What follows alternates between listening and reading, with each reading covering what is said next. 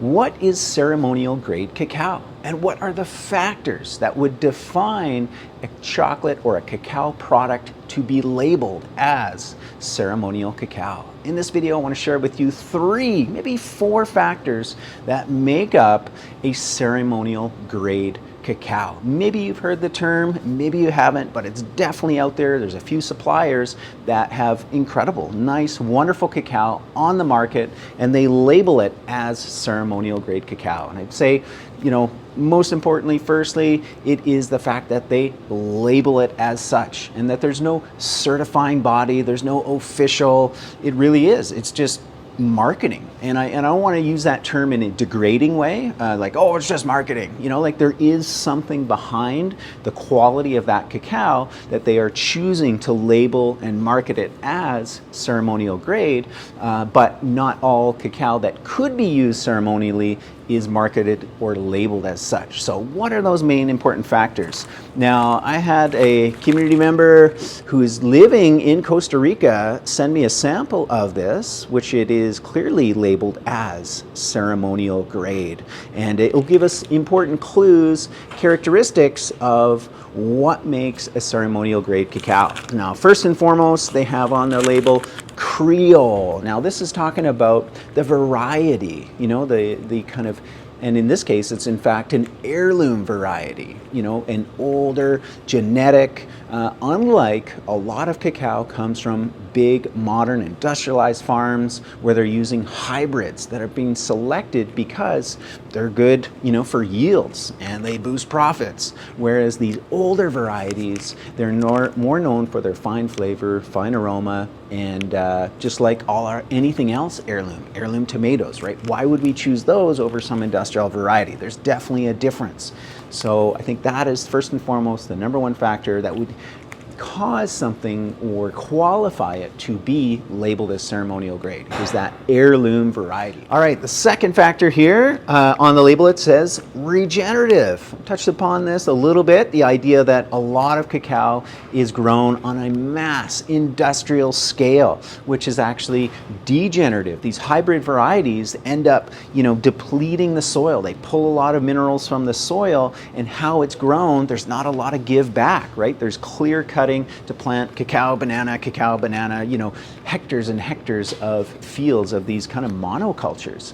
Not a good situation. Whereas, this coming from Costa Rica, it's going to come from more of a forest environment, an ecosystem, right? That is regenerative, that there's other plants a part of the ecosystem, not only plants, but insects, pollinators. There's, definitely a lot more intention that's going into how this cacao is being grown.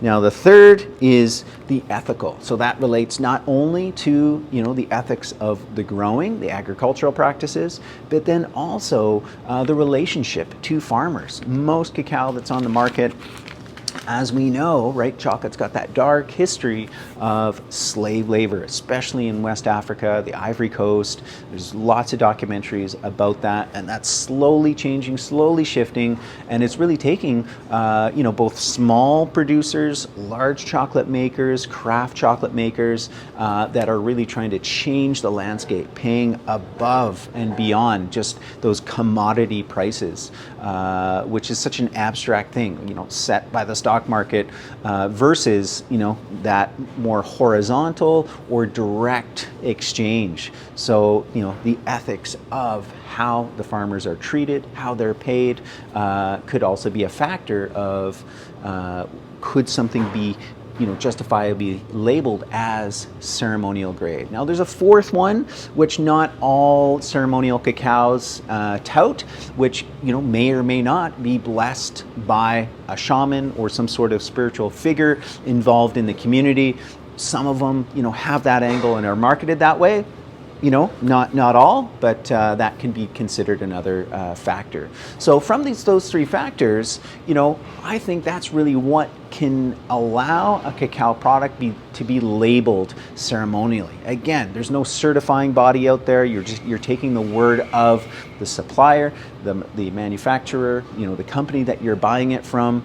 When we look at our cacao, in particular our Arriba Nacional. So this is kind of our staple chocolate that we use in-house for all of our chocolate making, you know, what we teach our courses upon. This has been used by a lot of people as a ceremonial cacao.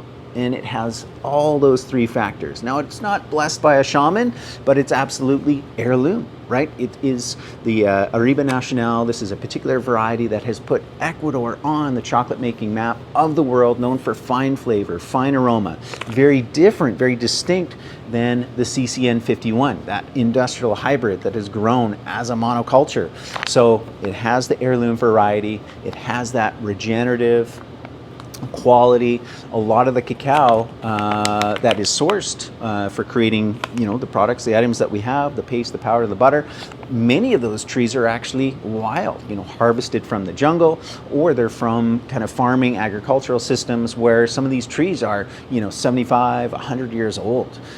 So the quality is definitely there, and it's we work with our particular supplier that is in direct contact with the farmers, paying again above that standard wage.